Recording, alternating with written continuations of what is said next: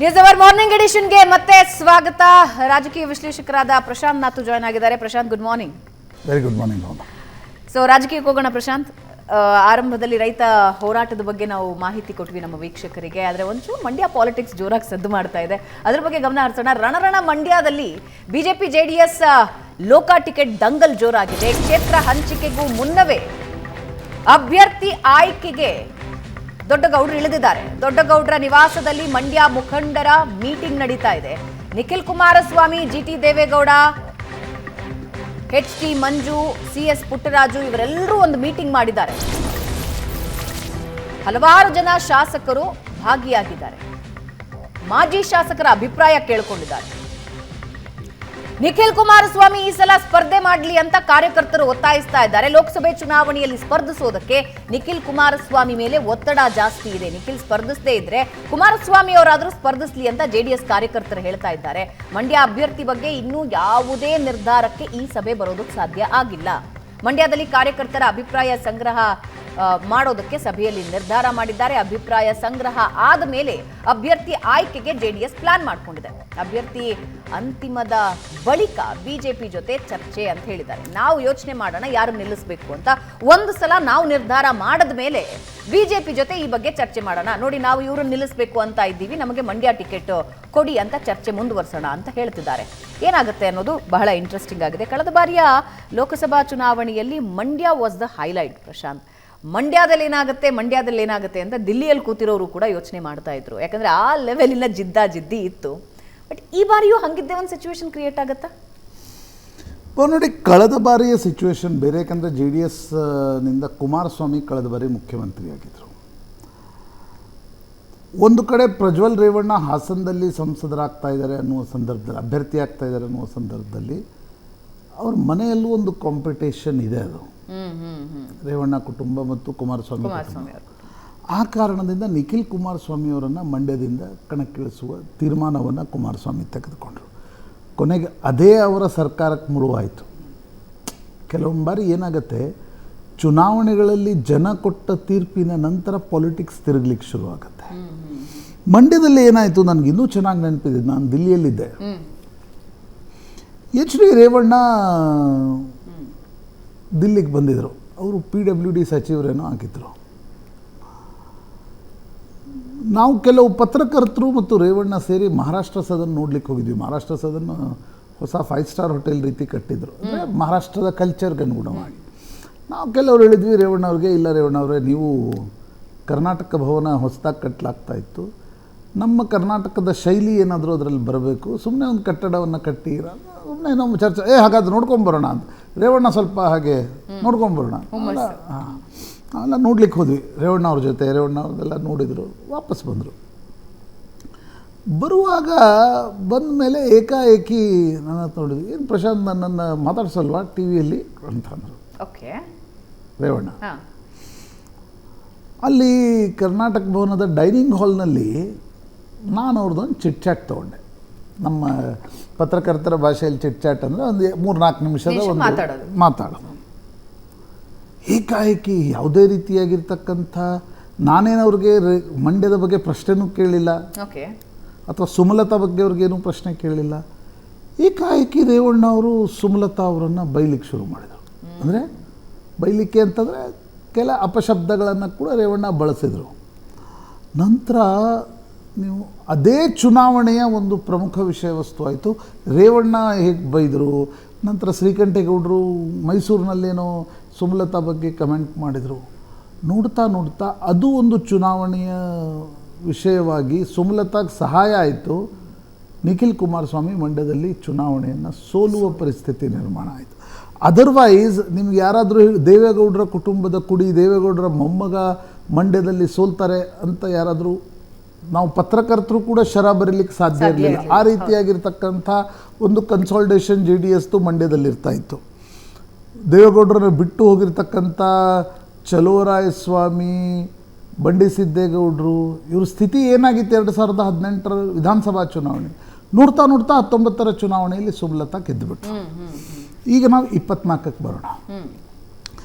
24 ಲೋಕಸಭಾ ಚುನಾವಣೆಯಲ್ಲಿ JDS ಅತ್ಯಂತ ಒಂದು ವೀಕ್ ವಿಕೆಟ್ನಲ್ಲಿ ಇರುವ ಕಾರಣದಿಂದ BJP ಜೊತೆ ಕೈ ಜೋಡಿಸ್ತಾ ಇದೆ. ಅಂದರೆ ಬರೀ ತನ್ನ ವೋಟುಗಳಿಂದ ಲೋಕಸಭೆಯನ್ನು ಗೆಲ್ಲಿಕ್ಕೆ ಸಾಧ್ಯ ಆಗಲ್ಲ ಅನ್ನುವ ಕಾರಣಕ್ಕೋಸ್ಕರ JDS ಕೈ ಜೋಡಿಸ್ತಾ ಇದೆ. ಕುಮಾರಸ್ವಾಮಿ ನಿಲ್ಲಬೇಕು, ನಿಖಿಲ್ ಕುಮಾರಸ್ವಾಮಿ ನಿಲ್ಲಬೇಕು ಅನ್ನೋ ದ್ವಂದ್ವ ಜಿಜ್ಞಾಸೆ JDS ನಾಯಕರಲ್ಲಿದೆ. ನನಗನ್ಸುತ್ತೆ ನಿನ್ನೆ ಸಭೆಯನ್ನು ಗಮನಿಸಿದಾಗ ಮಂಡ್ಯದಲ್ಲಿ ಅಂತಿಮವಾಗಿ ಕುಮಾರಸ್ವಾಮಿ ಅಥವಾ ನಿಖಿಲ್ ಕುಮಾರಸ್ವಾಮಿ ನಿಲ್ಲುವ ತೀರ್ಮಾನವನ್ನು JDS ಮಾಡುತ್ತೆ. ಆದರೆ ಪ್ರಶ್ನೆ ಇರೋದು ಸುಮಲತಾ ಏನು ಮಾಡ್ತಾರೆ. ಯಾಕಂದರೆ ಸುಮಲತಾ ಏನು ಮಾಡ್ತಾರೆ ಅನ್ನುವುದರ ಮೇಲೆ ಮಂಡ್ಯ ಗೆಲ್ಲಿಕ್ಕಾಗತ್ತಾ ಇಲ್ವಾ ಅಂತಕ್ಕಂಥದ್ದು ನಿರ್ಭರ ಆಗುತ್ತೆ. ಯಾಕೆ ನನಗನ್ಸುತ್ತೆ ಭಾವನಾ, BJP, ಸುಮಲತಾ, ಕುಮಾರಸ್ವಾಮಿ ಈ 3 ಪ್ಲೇಯರ್ಗಳಿದ್ದಾರೆ. BJP ಹೈಕಮಾಂಡ್ ಸುಮಲತಾ ಮತ್ತು ಕುಮಾರಸ್ವಾಮಿ ಕುಟುಂಬದ ನಡುವೆ ಒಂದು ಏನು ವಿಷಯ ಇದೆ ಅದನ್ನು ಪರಿಹರಿಸಿ ಅಕಾಮಡೇಟಿವ್ ಏನಾದರೂ ಸುಮಲತಾ ಅವ್ರಿಗೆ ಬೇರೆ ಕಡೆ ಮಾಡ್ತೀವಿ ಅಂತಕ್ಕಂಥದ್ದನ್ನು ಹೇಳಿ ಅವರು ಒಪ್ಪಿದ್ರೆ ಕುಮಾರಸ್ವಾಮಿ ಕುಟುಂಬದಿಂದ ಒಬ್ಬರು ಮಂಡ್ಯದಿಂದ ನಿಲ್ಬೋದು. ಒಂದು ವೇಳೆ ಸುಮಲತಾ ಒಪ್ಪದೇ ಇದ್ದರೆ ಆಗ ಕುಮಾರಸ್ವಾಮಿ ಕುಟುಂಬದವ್ರು ನಿಲ್ತಾರಾ, ಬೇರೆಯವ್ರನ್ನ ನಿಲ್ಲಿಸ್ತಾರಾ, ಅಥವಾ ಸುಮಲತಾ ಅವ್ರ ಜೊತೆಗೆ ಒಂದು ಚರ್ಚೆ ನಡೆಯುತ್ತಾ, ಏನು ನಡಿಬೋದು ರಾಜಕಾರಣದಲ್ಲಿ. ನಾನು ಕ್ಯಾಲ್ಕುಲೇಷನ್ಸ್ ಬದಲಾಗುತ್ತೆ. ಓಕೆ, ನೋಡೋಣ ಮುಂದಿನ ದಿನಗಳಲ್ಲಿ ಮಂಡ್ಯ ರಾಜಕಾರಣ ಯಾವ ರೀತಿ ರಂಗು ಪಡ್ಕೊಳ್ಳುತ್ತೆ. 3 ದಿನ ಪ್ರಧಾನಿ ನರೇಂದ್ರ ಮೋದಿ ಅರಬ್ ಪ್ರವಾಸ, 2 ದಿನ UAE ಪ್ರವಾಸ, 1 ದಿನ ಕತಾರ್ಗೆ ಮೋದಿ. 8 ತಿಂಗಳಲ್ಲಿ UAEಗೆ ಮೋದಿ 3ನೇ ಪ್ರವಾಸ. ಇವತ್ತು ಅಬುದಾಬಿಯಲ್ಲಿ ಹಿಂದೂ ಮಂದಿರ ಲೋಕಾರ್ಪಣೆಯಾಗುತ್ತೆ. ಕಟ್ಟರ್ ಇಸ್ಲಾಮಿಕ್ ರಾಷ್ಟ್ರದಲ್ಲಿ ಭವ್ಯ ಹಿಂದೂ ದೇವಸ್ಥಾನ. ಭಾರತ ಅರಬ್ ರಾಷ್ಟ್ರ ಸೌಹಾರ್ದದ ಸಂಕೇತವಾಗಿ ಈ ದೇಗುಲ ನಿರ್ಮಾಣ ಆಗಿದೆ. UAEನಲ್ಲಿ ಪ್ರಧಾನಿ ನರೇಂದ್ರ ಮೋದಿಗೆ ಅದ್ದೂರಿ ಸ್ವಾಗತ ಕೋರಲಾಯಿತು. UAE ಅಧ್ಯಕ್ಷ ಶೇಖ್ ಮೊಹಮ್ಮದ್ ಬಿನ್ ಸ್ವಾಗತ ಕೋರಿದ್ರು. ದ್ವಿಪಕ್ಷೀಯ ಮಾತುಕತೆ ಮತ್ತು ಹಲವು ಒಪ್ಪಂದಗಳಿಗೆ ಸಹಿ ಹಾಕಲಾಯಿತು. मेरे भाई और बहनों, मैं आज अपने परिवार के सदस्यों से मिलने आया। समंदर पार जिस देश की मिट्टी में आपने जन्म लिया, मैं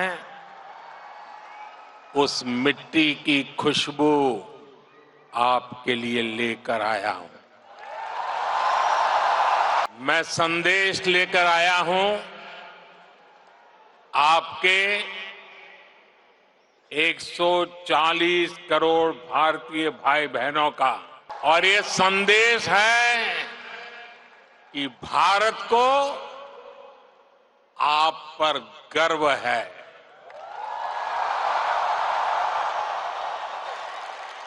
आप देश का गौरव है। Bharat is proud of you.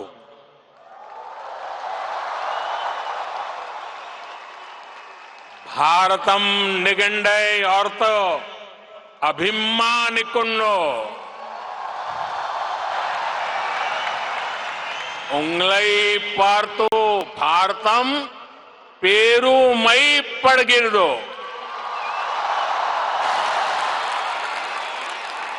Bharat ನಿಮ್ಮ ಬಗ್ಗೆ ಹೆಮ್ಮೆ ಪಡುತ್ತದೆ.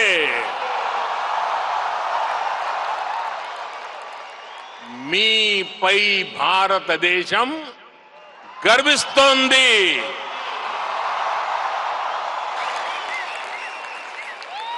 एक भारत श्रेष्ठ भारत की सुंदर तस्वीर, आपका ये उत्साह, आपकी ये आवाज आज अबू धाबी के आसमान के ಪ್ರಶಾಂತ್, ಮಧ್ಯಪ್ರಾಚ್ಯದಲ್ಲೇ ಭಾರತವನ್ನು ಬಿಟ್ಟು ಅತಿ ದೊಡ್ಡ ದೇವಾಲಯ ನಿರ್ಮಾಣ ಆಗಿದೆ. ಅಲ್ಲಿ ಮೂರ್ತಿಗಳನ್ನು ನೋಡಿದಾಗ ಭಾರತದ ಯಾವುದೇ ಭಾಗದ ಭಕ್ತ ಹೋದರೂ ಕೂಡ ಅಲ್ಲಿ ಅಯ್ಯಪ್ಪ ಸ್ವಾಮಿ, ವೆಂಕಟೇಶ್ವರ, ಶಿವ, ರಾಧಾಕೃಷ್ಣ, ಸೀತಾರಾಮ, ಇಂಥ ಅದ್ಭುತವಾದ ಮಂದಿರ. ಮೋದಿಯವರ ಪ್ರವಾಸ ಮತ್ತು ಮಂದಿರ ಉದ್ಘಾಟನೆ ಬಗ್ಗೆ ಭವನ 2014 ನಂತರ ಯುನೈಟೆಡ್ ಅರಬ್ ಎಮಿರೇಟ್ಸ್ಗೆ ಏಳನೇ ಅಥವಾ 8ನೇ ಭೇಟಿ ಪ್ರಧಾನಮಂತ್ರಿ ನರೇಂದ್ರ ಮೋದಿಯವರು. ಅಷ್ಟು ಸಲ ಅವರು ಗಲ್ಫ್ ರಾಷ್ಟ್ರಗಳಿಗೆ ಭೇಟಿ ನೀಡಿದ್ದಾರೆ, ಅದರಲ್ಲೂ UAEಗೆ ಭೇಟಿ ನೀಡಿದ್ದಾರೆ. 2015ರಲ್ಲಿ ಪ್ರಧಾನಮಂತ್ರಿ ನರೇಂದ್ರ ಮೋದಿ UAEಗೆ ಹೋದಾಗ ಒಂದು ಅಲ್ಲಿನ ತುಂಬ ಗ್ರ್ಯಾಂಡ್ ಮಸ್ಜಿದ್ ಇದೆ, ಅದನ್ನು ನೋಡ್ಲಿಕ್ಕೆ ಹೋಗಿದ್ರು. ನೋಡ್ಲಿಕ್ಕೆ ಹೋದಾಗ ಅಲ್ಲಿ ಜನ ಸಮುದಾಯ ಅವರನ್ನು ಸ್ವಾಗತಿಸಿದ ಪರಿಯೇ ಯುನೈಟೆಡ್ ಅರಬ್ ಎಮಿರೇಟ್ಸ್ನ ಶೇಖ್ಗಳಿಗೆ ಭಾಳ ಆಶ್ಚರ್ಯವನ್ನು ಹುಟ್ಟಿಸಿತ್ತು. ಅಷ್ಟು ಜನಪ್ರಿಯತೆ ನರೇಂದ್ರ ಮೋದಿಯವ್ರದ್ದು ಭಾರತೀಯ ಸಮುದಾಯದಲ್ಲಿತ್ತು. ಭಾರತೀಯ ಮುಸ್ಲಿಂ ಸಮುದಾಯದಲ್ಲೂ ಕೂಡ ಅಲ್ಲಿ ನೋಡ್ಲಿಕ್ಕೆ ಸಿಕ್ಕಿತ್ತು. 2015ರಲ್ಲೇ ಯುನೈಟೆಡ್ ಅರಬ್ ಎಮಿರೇಟ್ಸ್ ಈ ಒಂದು ಸ್ವಾಮಿನಾರಾಯಣ್ ದೇವಾಲಯಕ್ಕೆ ನರೇಂದ್ರ ಮೋದಿ ಹೋದಾಗಲೇ ಭೂಮಿಯನ್ನು ಕೊಡುವ ತೀರ್ಮಾನವನ್ನು ತೆಗೆದುಕೊಂಡಿತ್ತು. ಯಾಕಂದರೆ ಗಲ್ಫ್ ರಾಷ್ಟ್ರಗಳಲ್ಲಿ, ನೀವು ಆಗಲೇ ಹೇಳಿದ್ರಿ, ಕಟ್ಟರ್ ಮುಸ್ಲಿಂ ರಾಷ್ಟ್ರಗಳಲ್ಲಿ ಮೂರ್ತಿ ಪೂಜೆಗೆ ಒಂದು ರೀತಿಯಾಗಿರ್ತಕ್ಕಂಥ ಅವರ್ಷನ್ ನಿಶ್ಚಿತವಾಗಿರುತ್ತೆ. ಅಂದರೆ ನೀವು 7ನೇ 8ನೇ ಶತಮಾನದಲ್ಲಿ ಇಸ್ಲಾಂ ಹುಟ್ಟಿದಾಗ ಮೊದಲಾಗಿದ್ದೇ ಮೂರ್ತಿ ಭಂಜನೆ. ನಂತರ ಆ ಮೂರ್ತಿ ಭಂಜನೆ ಅರಬ್ ರಾಷ್ಟ್ರಗಳಿಂದ ಬರ್ತಾ ಈ ಕಡೆ ಸೌತ್ ಏಷ್ಯಾ, ಪರ್ಷಿಯಾ, ಅಫ್ಘಾನಿಸ್ತಾನ್, ಈಗಿನ ಪಾಕಿಸ್ತಾನದಿಂದ ಉತ್ತರ ಭಾರತದವರೆಗೂ ಆ ಮೂರ್ತಿ ಭಂಜನೆಯನ್ನು ನಾವು ನೋಡಿದ್ದೀವಿ. ಅಂಥ ಸಂದರ್ಭದಲ್ಲಿ ಒಂದು ಮುಸ್ಲಿಂ ರಾಷ್ಟ್ರ ತಾನೇ ಭೂಮಿಯನ್ನು ಕೊಟ್ಟು ಒಂದು ದೊಡ್ಡ ಮಂದಿರದ ನಿರ್ಮಾಣಕ್ಕೆ ಅವಕಾಶವನ್ನು ಮಾಡಿಕೊಟ್ಟಿರ್ತಕ್ಕಂಥದ್ದು ಸಿಗ್ನಿಫಿಕೆಂಟ್. ನಾವು ನಿನ್ನೆ ಒಂದು ಡಿಪ್ಲೊಮಸಿ ಬಗ್ಗೆ ಹೇಳ್ತಾ ಇದ್ವಿ. ಬೆಳೆಯುತ್ತಿರುವ ಭಾರತದ ಸಾಫ್ಟ್ ಪವರ್ ಬಗ್ಗೆ ಕೂಡ ಅದು ಭಾಳಷ್ಟು ಹೇಳುತ್ತೆ. ಅಂದರೆ ಭಾರತೀಯರು ಮೊದಲು ಗಲ್ಫ್ ರಾಷ್ಟ್ರಗಳಿಗೆ ಹೋಗ್ತಾ ಇರ್ತಕ್ಕಂಥದ್ದು ಯಾವ ಕೆಲಸಕ್ಕೆ ಹೋಗ್ತಾ ಇದ್ರು? 20 ವರ್ಷಗಳ ಹಿಂದೆ ಡ್ರೈವರ್ ಕೆಲಸ, ರಿಯಲ್ ಎಸ್ಟೇಟ್ನಲ್ಲಿ ಕಾರ್ಮಿಕರ ಕೆಲಸ. ಆದರೆ ನಿಧಾನವಾಗಿ ಭಾರತೀಯರ ಪ್ರೊಫೈಲ್ ಗಲ್ಫ್ ರಾಷ್ಟ್ರಗಳಲ್ಲಿ ಬದಲಾಗ್ತಾ ಇದೆ. ಡಾಕ್ಟರ್ಗಳು, ಇಂಜಿನಿಯರ್ಗಳು, ಬೇರೆ ಬೇರೆ ಅಡ್ವೈಸರ್ಸ್ಗಳ ರೂಪದಲ್ಲಿ ಗಲ್ಫ್ ರಾಷ್ಟ್ರಗಳಿಗೆ ಭಾರತೀಯರು ಹೋಗ್ತಾ ಇದ್ದಾರೆ. ಒಂದು ಸಾಫ್ಟ್ ಪವರ್ ಬದಲಾಗ್ತಾ ಇದೆ. ಇನ್ನೊಂದು ಭಾರತ ಸರ್ಕಾರದ ಗಲ್ಫ್ ರಾಷ್ಟ್ರಗಳ ಜೊತೆಗಿನ ಬರೀ ತೈಲ ನಿರ್ಭರತೆ ಕಡಿಮೆಯಾಗಿ, ಅಂದರೆ ತೈಲ ನಿರ್ಭರತೆ ಇದ್ದೇ ಇದೆ, ಆದರೆ ಅದರ ಜೊತೆಗೆ ಬೇರೆ ಆದಾನ ಪ್ರದಾನಗಳು, ಕೊಡು ತಗೊಳ್ಳುವಿಕೆ ಶುರುವಾಗಿದ್ದರಿಂದ ಗಲ್ಫ್ ರಾಷ್ಟ್ರಗಳು ಕೂಡ ಭಾರತವನ್ನು ಒಂದು ಮಿತ್ರ ರೂಪದಲ್ಲಿ ನೋಡ್ತವೆ. ಏಕೆಂದರೆ ಹಿಂದೆಲ್ಲ ಇಸ್ಲಾಮಿಕ್ ರಾಷ್ಟ್ರಗಳ ಒಕ್ಕೂಟ ಏನಿತ್ತು, ತೈಲ ಇಸ್ಲಾಮಿಕ್ ರಾಷ್ಟ್ರಗಳ ಒಕ್ಕೂಟ ಪಾಕಿಸ್ತಾನವನ್ನು ಸಪೋರ್ಟ್ ಮಾಡ್ತಾ ಇತ್ತು, ಭಾರತವನ್ನು ಸಪೋರ್ಟ್ ಮಾಡ್ತಾ ಇರಲಿಲ್ಲ. ಆದರೆ ಬದಲಾದ ಪರಿಸ್ಥಿತಿಯಲ್ಲಿ ಭಾರತ ಮತ್ತು ಗಲ್ಫ್ ರಾಷ್ಟ್ರಗಳ ಸಂಬಂಧಗಳು ಬದಲಾಗ್ತಾ ಇವೆ ಅನ್ನೋದಕ್ಕೆ ಈ ಮಂದಿರ ಉದ್ಘಾಟನೆಯು ಕೂಡ ಒಂದು ಪ್ರಮುಖವಾಗಿರ್ತಕ್ಕಂಥ ಸಾಕ್ಷಿ. ವಿಷಯ ಎಲ್ಲಿಗೆ ಬರುತ್ತೆ ಅಂತಂದರೆ, UAE ಅಂತ ಈಗ ನೋಡಿ, ಅಲ್ಲಿ 7 ಗೋಪುರಗಳನ್ನು ನಿರ್ಮಿಸಲಾಗಿದೆ. ಆ ಮಂದಿರವನ್ನು ನೋಡ್ತಾ ಇದ್ದಾರೆ. ಅದು ಯುನೈಟೆಡ್ ಅರಬ್ ಎಮಿರೇಟ್ಸ್ನ 7 ಏನು ಎಮಿರೇಟ್ಗಳಿವೆ, ಅವುಗಳ ದ್ಯೋತಕವಾಗಿ 7 ಗೋಪುರಗಳನ್ನು ನಿರ್ಮಾಣ ಮಾಡಲಾಗಿದೆ. ವಿಷಯ ಎಲ್ಲಿಗೆ ಬರುತ್ತೆ ಅಂತಂದರೆ, ಒಂದು ಕಟ್ಟರ್ ಮುಸ್ಲಿಂ ರಾಷ್ಟ್ರದಲ್ಲಿ ಇಷ್ಟೊಂದು ದೊಡ್ಡ ದೇವಾಲಯ ನಿರ್ಮಾಣ ಆಗ್ತಾ ಇರೋದಾದರೆ, ಕಾಶ್ಮೀರದಂಥ ರಾಜ್ಯದಲ್ಲಿ ಮುಸ್ಲಿಂ ಬಾಹುಳ್ಯ ಆದ ತಕ್ಷಣ ಎಲ್ಲ ಮಂದಿರಗಳು ಹೋಗ್ಬಿಡ್ತವೆ. ಖೀರ್ ಭವಾನಿಯನ್ನು 50 ಪೊಲೀಸರಿಟ್ಟುಕೊಂಡು ಪ್ರೊಟೆಕ್ಟ್ ಮಾಡ್ತಕ್ಕಂಥ ಖೀರ್ ಭವಾನಿ ಕಾಶ್ಮೀರಿ ಪಂಡಿತರ ಒಂದು ಆರಾಧ್ಯ ದೈವತೆ. ಖೀರ್ ಭವಾನಿಯನ್ನು, ಅನಂತ್ನಾಗ್ನಲ್ಲಿರ್ತಕ್ಕಂಥ ಶಿವನ ಮಂದಿರವನ್ನು 50 CRPF ಯೋಧರು, BSF ಯೋಧರನ್ನು ಇಟ್ಕೊಂಡು ಪ್ರೊಟೆಕ್ಟ್ ಮಾಡ್ತಕ್ಕಂಥ ಅವಶ್ಯಕತೆ ಬರುತ್ತೆ. ಆದರೆ ಕಟ್ಟರ್ ಮುಸ್ಲಿಂ ರಾಷ್ಟ್ರದಲ್ಲಿ ಅವೇ ರಾಜರು ದೊಡ್ಡ ಪ್ರಮಾಣದಲ್ಲಿ ಭೂಮಿಯನ್ನು ಕೊಟ್ಟು ದೊಡ್ಡ ಮಂದಿರದ ನಿರ್ಮಾಣಕ್ಕೆ ಅವಕಾಶವನ್ನು ಕೊಡ್ತಾರೆ. ಯಾಕಂದರೆ ಇದೊಂದು ರಿವರ್ಸಲ್ ಆಫ್ ದ ಪ್ರೊಸೆಸ್ ಅಂತ ನೀವು ನೋಡಬೇಕಾಗತ್ತೆ. ಅಂದರೆ ಭಾರತದಲ್ಲಿ ರಾಮ ಮಂದಿರ ನಿರ್ಮಾಣ ಆಗಿದೆ ಒಂದು ಭಾಗ, ಆದರೆ ಯಾವ ಜಾಗೆಯಿಂದ 1400 ವರ್ಷಗಳ ಕೆಳಗೆ ಮೂರ್ತಿ ಭಂಜನೆ ಶುರುವಾಯಿತು, ಅಲ್ಲಿ ಮೂರ್ತಿ ಪೂಜೆಗೆ ಭವ್ಯ ಮಂದಿರಕ್ಕೆ ನಿರ್ಮಾಣವನ್ನು ಅವಕಾಶವನ್ನು ಕೊಡಲಾಗ್ತಾ ಇದೆ. ಮಂದಿರಗಳು ಇರಲಿಲ್ಲ ಅಂತಿಲ್ಲ, ಚಿಕ್ಕ ಮಂದಿರಗಳಿದ್ದು ತುಂಬ ಜನ ತಮ್ಮ ಮನೆಯಲ್ಲಿ ದೇವಾಲಯಗಳನ್ನು ನಿರ್ಮಾಣ ಮಾಡ್ಕೊಳ್ತಾ ಇದ್ರು. ಒಮಾನ್ನಲ್ಲಿ ಒಂದು ಸಣ್ಣ ದೇವಾಲಯ ಇದೆ, ದೊಡ್ಡ ದೇವಾಲಯ. ಈಗ ಒಮಾನ್ನಲ್ಲಿ, ಮಸ್ಕತ್ನಲ್ಲಿ ಶ್ರೀನಾಥ್ಜಿ ಮಂದಿರ ಇದೆ. ಅಲ್ಲಿನ ರಾಜ ಅದನ್ನು ಕೊಟ್ಟಿದ್ದು 100-125 ವರ್ಷಗಳ ಕೆಳಗೆ. ಯಾಕಂದರೆ ಗುಜರಾತಿ ವ್ಯಾಪಾರಿಗಳಲ್ಲಿ ಹೋಗ್ತಿದ್ರು ಅನ್ನುವ ಕಾರಣಕ್ಕೋಸ್ಕರ. ಆದರೆ ಇಷ್ಟು ದೊಡ್ಡ ಮಂದಿರ ನಿರ್ಮಾಣ ಆಗ್ತಾ ಇರತಕ್ಕಂಥದ್ದು 3 ದೃಷ್ಟಿ ನಾನು ಆಗಲೇ ಹೇಳಿದೆ. ಒಂದು, ಇಂಡಿಯನ್ ಸಾಫ್ಟ್ ಪವರ್ ಜಾಸ್ತಿ ಆಗ್ತಾ ಇದೆ. ಭಾರತ ಸರ್ಕಾರದ ಡಿಪ್ಲೊಮ್ಯಾಟಿಕ್ ಔಟ್ರೀಚ್ ಏನಿದೆ ಅದರಲ್ಲಿ ಬದಲಾವಣೆ ಇದೆ. 3ನೇದು ನನಗನ್ಸುತ್ತೆ, ಭಾರತ ವರ್ಲ್ಡ್ ಸೀನ್ನಲ್ಲಿ ಅರೈವ್ ಆಗ್ತಾ ಇರೋದರಿಂದ ಭಾರತೀಯರ ಮಹತ್ವ ಕೂಡ ಜಾಸ್ತಿ ಆಗ್ತಾ ಇದೆ. ಹೀಗಾಗಿ ಮುಸ್ಲಿಂ ರಾಷ್ಟ್ರಗಳು ಕೂಡ ಮಂದಿರ ನಿರ್ಮಾಣಕ್ಕೆ ಅವಕಾಶ ಹೇಗೆ ಕೊಡ್ತಾರೆ ಅನ್ನೋದು ಯೋಚನೆ ಯೋಚನೆ ಮಾಡಬೇಕಾಗುತ್ತೆ. ಮಹಾರಾಷ್ಟ್ರದಲ್ಲಿ ಕ್ಷಿಪ್ರ ರಾಜಕೀಯ ಬೆಳವಣಿಗೆ ನಡೀತಾ ಇದ್ದು ಕಾಂಗ್ರೆಸ್ ಮಾಜಿ ಸಿಎಂ ಬಿಜೆಪಿಗೆ ಬಂದಿದ್ಯಾಕೆ? ಬಿಜೆಪಿಗೆ ಕರೆತರುವ ಹಿಂದಿನ ಲೆಕ್ಕಾಚಾರ ಏನು? ಚೌಹಾಣ್ ಕರೆತರುವ ಹಿಂದಿನ ಲೆಕ್ಕಾಚಾರ ರಾಜ್ಯಸಭೆ ಗೆಲುವಿನ ಪ್ಲಾನ್ ಮಾಡ್ಕೊಳ್ತಾ ಹೇಗೆ? ಪ್ರಶಾಂತ್, ಹೇಗಿದು, ಏನಿದು ಕ್ಯಾಲ್ಕುಲೇಷನ್ಸ್? ಭವನ, ನಿಮ್ಗೆ ನೆನಪಿದ್ರೆ ಕಳೆದ ಬಾರಿ ಮಹಾರಾಷ್ಟ್ರ ವಿಕಾಸ್ ಅಘಾಡಿ ಸರ್ಕಾರ ಬಿದ್ದಿದ್ದೇ ರಾಜ್ಯಸಭಾ ಚುನಾವಣೆಯಲ್ಲಿ. ರಾಜ್ಯಸಭಾ ಚುನಾವಣೆಯಲ್ಲಿ ವೋಟಿಂಗ್ ಮಾಡಿ ಏಕನಾಥ್ ಶಿಂದೆ ಸೂರತ್ ಕಡೆ ಹೋಗಿದ್ರು ತಮ್ಮ ಬೆಂಬಲಿಗರನ್ನು ಕರ್ಕೊಂಡು. ಈ ಬಾರಿ ಒಟ್ಟು 18 ಸ್ಥಾನಗಳು ಮಹಾರಾಷ್ಟ್ರದಿಂದ ರಾಜ್ಯಸಭೆಗೆ ಬರ್ತವೆ. ದ್ವೈವಾರ್ಷಿಕದಲ್ಲಿ 6 ಸ್ಥಾನಗಳು ಈಗ ಬರ್ತಾ ಇವೆ. 6ರಲ್ಲಿ ಬಿ ಜೆ ಪಿ ಬಳಿ 104 ಸಂಖ್ಯೆ ಇದೆ, ಅಂದರೆ 2 ಸೀಟ್ಗಳು ಸುಲಭವಾಗಿ ಬರ್ತವೆ.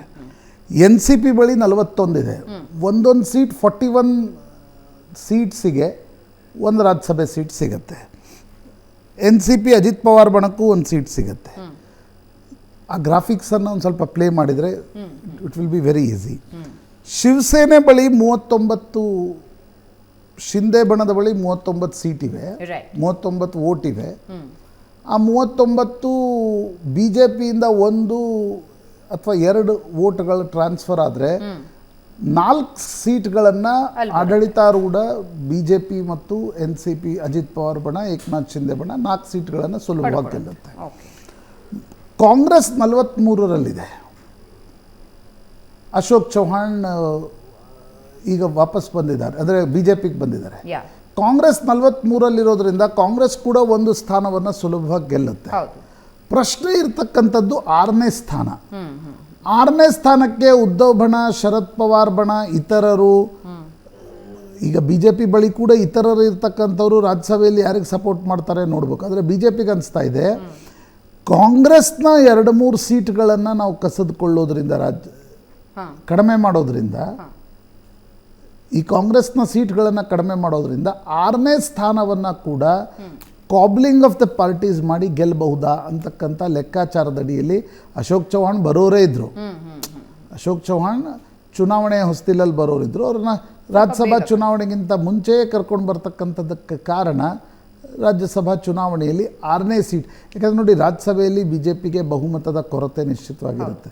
ಹೀಗಾಗಿ ಎಲ್ಲೆಲ್ಲಿ ಸಾಧ್ಯವೋ ಅಲ್ಲಿ ಸೀಟ್ಗಳನ್ನು ಗೆಲ್ತಕ್ಕಂಥ ಪ್ರಯತ್ನವನ್ನು ಮಾಡುತ್ತೆ. ಆ ಪ್ರಯತ್ನದ ಭಾಗವಾಗಿ ಈಗ ಅಶೋಕ್ ಚೌಹಾಣ್ ಹೊರಗಡೆ ಬಂದರು. ಇನ್ಯಾರಾದರೂ ತಟಸ್ಥರಾಗುಳಿತಾರ, ಬರದೇ ಹೋಗ್ತಾರ? ಈ ಎಲ್ಲ ಅಂಕಿಅಂಶಗಳ ಲೆಕ್ಕಾಚಾರದ ಮೇಲೆ ರಾಜ್ಯಸಭೆಯ 6ನೇ ಸೀಟ್ ಗೆಲ್ಲಲಿಕ್ಕೆ ಅಶೋಕ್ ಚೌಹಾಣ್ರನ್ನು ತರಾತುರಿಯಲ್ಲಿ ಕರ್ಕೊಂಡು ಬರಲಾಯಿತು, ರಾಜೀನಾಮೆ ಕೊಡಿಸಲಾಯಿತು. ಈಗ 6ನೇ ಸ್ಥಾನವನ್ನು ಕಾಂಗ್ರೆಸ್ ಮತ್ತು ಮಿತ್ರ ಪಕ್ಷಗಳು ಗೆಲ್ಲದಂತೆ ಬಿ ಜೆ ಪಿ ರಣತಂತ್ರವನ್ನು ರಚಿಸ್ತಾ ಇದೆ. ರೈಟ್. ಒಂದು ಚಿಕ್ಕ ಬ್ರೇಕ್ ತಗೋಣ ವೀಕ್ಷಕರು. ಬ್ರೇಕ್ನ ನಂತರ ರಾಜ್ಯಸಭೆಗೆ ನಾಮಪತ್ರ ಸಲ್ಲಿಸೋದಕ್ಕೆ ಇವತ್ತು ಕೊನೆಯ ದಿನ. ಏನೇನಾಗ್ತಾ ಇದೆ, ಯಾವ ಪಕ್ಷದಲ್ಲಿ ಏನೇನಾಗ್ತಾ ಇದೆ, ಎಸ್ಪೆಷಲಿ ಕಾಂಗ್ರೆಸ್ನಲ್ಲಿ ಏನಾಗ್ತಾ ಇದೆ? ರಾಜ್ಯಸಭಾ ಚುನಾವಣೆಗೆ ನಾಮಪತ್ರ ಸಲ್ಲಿಕೆಗೆ ನಾಳೆ ಕೊನೆಯ ದಿನ. ಕಾಂಗ್ರೆಸ್ನಲ್ಲಿ ಇನ್ನೂ ರಾಜ್ಯಸಭಾ ಟಿಕೆಟ್ ಅಭ್ಯರ್ಥಿಗಳ ಆಯ್ಕೆ ಫೈನಲ್ ಆಗಿಲ್ಲ. ಈ ವಿಚಾರದಲ್ಲಿ ಇನ್ನೂ ಲಾಭಿ ನಡೀತಾನೆ ಇದೆ. ಕಾಂಗ್ರೆಸ್ಗೆ ಸುಲಭವಾಗಿ 3 ಸ್ಥಾನಗಳು ಲಭಿಸುತ್ತವೆ. ಅದರಲ್ಲಿ ನಾಸಿರ್ ಹುಸೇನ್ ಪುನರಾಯ್ಕೆಯಾಗೋದು ಆಲ್ಮೋಸ್ಟ್ ಖಚಿತ. ಆದರೆ ಇನ್ನೂ 2 ಸ್ಥಾನಗಳು ಯಾರ ಪಾಲಾಗತ್ವೆ ಅನ್ನೋದು ಸದ್ಯದ ಪ್ರಶ್ನೆಯಾಗಿದೆ. ಪ್ರಶಾಂತ್, ನಾಳೆ ಕೊನೆಯ ದಿನ ನಾಮಪತ್ರ ಸಲ್ಲಿಕೆಗೆ ಇನ್ನೂ ಇತ್ಯರ್ಥ ಆಗಿಲ್ಲ. ಬಹುಶಃ ಇವತ್ತು ಸಂಜೆ ಹೊತ್ತಿಗೆ ಕಾಂಗ್ರೆಸ್ನ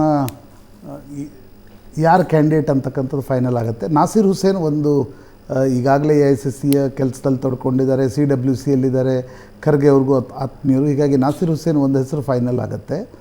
ಇನ್ನುಳಿದಂತೆ 2ನೇ ಹೆಸರು ಪ್ರಾಯಶಃ ದಿಲ್ಲಿಯಿಂದ ಬರುತ್ತೆ ಅಂತ ಅನಿಸುತ್ತೆ. ಅಭಿಷೇಕ್ ಮನು ಸಿಂಘ್ವಿ ಅವರ ಹೆಸರು ಜಾಸ್ತಿ ಓಡ್ತಾ ಇದೆ. ಅವ್ರಿಗೆ ರಾಜಸ್ಥಾನದಿಂದ ಕಳೆದ ಬಾರಿ ಅಕಾಮಿಡೇಟ್ ಮಾಡಲಾಗಿತ್ತು. ಈ ಬಾರಿ ಇಲ್ಲಿಂದ ಅಕಾಮಿಡೇಟ್ ಮಾಡ್ತಕ್ಕಂಥ ಸಾಧ್ಯತೆಗಳು ಇದೆ. 3ನೇದು ಕರ್ನಾಟಕದಿಂದ ಇರ್ತಾರೆ. ಅದರಲ್ಲಿ ಒಂದು ಸ್ವಲ್ಪ ಪೈಪೋಟಿ ಇದೆ. ಗೋವಿಂದರಾಜು, ಸಿದ್ದರಾಮಯ್ಯನವ್ರಿಗೆ ಅನಿಸ್ತಾ ಇತ್ತೆ ನನ್ನೊಬ್ಬ ವ್ಯಕ್ತಿ ದಿಲ್ಲಿಯಲ್ಲಿ ಕೂತ್ಕೋಬೇಕು ಅಂತ. ಹಾಗಾಗಿ ಗೋವಿಂದರಾಜು ಹೆಸರಿದೆ. ವಿನಯ್ ಕಾರ್ತಿಕ್, ಡಿ ಕೆ ಶಿವಕುಮಾರ್ ಅವ್ರಿಗೆ ಆತ್ಮೀಯರು, KPCC ಖಜಾಂಚಿಯೂ ಕೂಡ ಹೌದು. ಅವರನ್ನು ಕಳಿಸ್ಬೇಕು ಅಂತಕ್ಕಂಥದ್ದು ಕೂಡ ಕೆಲವರ ಮನಸ್ಸಿನಲ್ಲಿದೆ. BL ಶಂಕರ್ ಕಾಂಗ್ರೆಸ್ ಮುಖಂಡರು.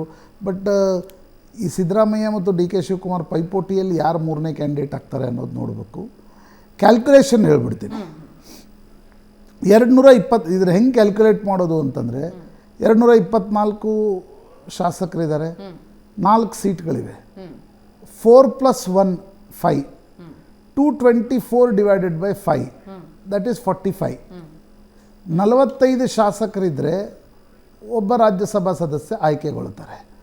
ಅಲ್ಲಿಗೆ ಕಾಂಗ್ರೆಸ್ ಸುಲಭವಾಗಿ 3ರನ್ನು ಆಯ್ಕೆ ಮಾಡ್ಬೋದು, BJP ಒಬ್ಬರನ್ನು ಆಯ್ಕೆ ಮಾಡ್ಬೋದು. ಎಡಿಷ್ನಲ್ ಆಗಿ ಅವ್ರ ಬಳಿ 19 ಉಳಿಯುತ್ತೆ.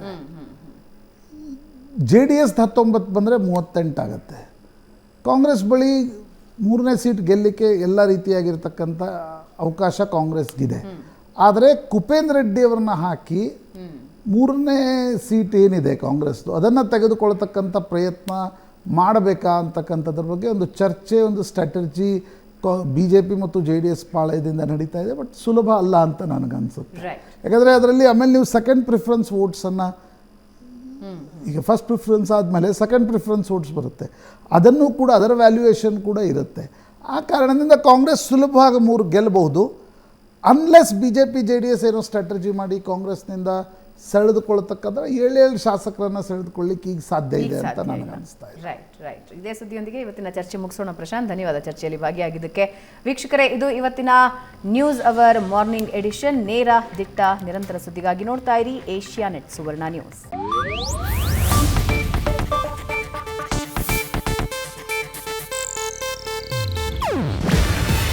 ಇದು ಏಷ್ಯಾನೆಟ್ ನ್ಯೂಸ್ ನೆಟ್ವರ್ಕ್ ಪ್ರಸ್ತುತಿ. ನೀವು ನೋಡ್ತಿದ್ದೀರಾ ಏಷ್ಯಾನೆಟ್ ಸುವರ್ಣ ನ್ಯೂಸ್.